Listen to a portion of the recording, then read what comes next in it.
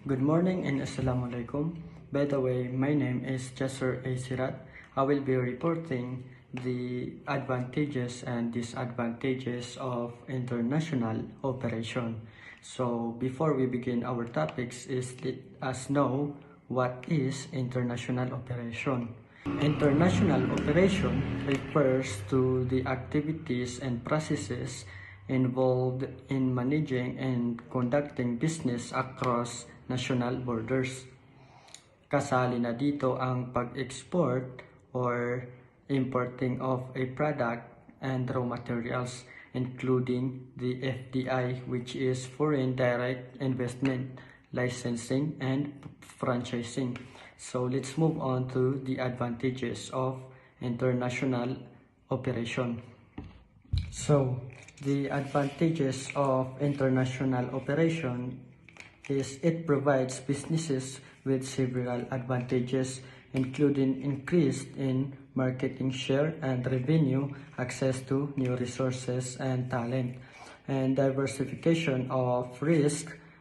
By operating in multiple countries, businesses can tap in new markets and customers, increasing their revenue and market share. Additionally, international operation provides access to new access of labor. By operating in multiple countries, businesses can tap in new markets and customers, increasing their revenues and market share. Additionally, international operation provides access to new sources of labor, raw materials, and technology, enabling businesses to improve their efficiency and competitiveness. So these are the benefits of international operation. Number one is the bigger market, more money. Companies can sell their product in different countries, meaning more people buy from them, more customer is equal to more money. So, ang tinutukoy dito is kapag nag-export ka ng produkto sa ibang bansa is mas dumadami yung nasasakop mong customer compare sa local operation. So, number two is we have the new resources and talent. Dito naman is nakakahanap ka ng mas murang materials or workers na galing sa ibang bansa, helping them make product faster and at a lower cost. So the last one is we have the less risk, more stability. Dito naman is kahit na ang ekonomiya ng kumpanya nyo is naghihirap na sa current situation is pwede namang makakuha ng profit galing sa ibang bansa. Nakakatulong ito upang ma-prevent ang malaking tsansa ng big losses.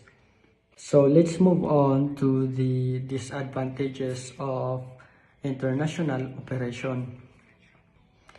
Despite the advantages of international operation there are also several disadvantages that businesses must consider. So this includes cultural and language barriers, economic and regulatory differences, and logistics and supply chain challenges. Cultural and language barriers can make it difficult to communicate effectively with their customers and employees in foreign markets. So these are the challenges in international operation. Number one is we have the cultural and language differences. So yun, challenge na sa isang kumpanya itong cultural and language differences dahil nga sa kada lugar ay may magkakaiba ng wika. So yun, disadvantage na yun sa international operation. Kumbaga is mahihirapan kang makipag-associate doon sa mga taong may ibang wika na ginagamit. So kailangan mo pang pag-aralan ang kanilang wika or kumuha na lang ng taong marunong magsalita ng inyong sinasalita which is hard to do in every languages. So number two is we have the different laws and rules.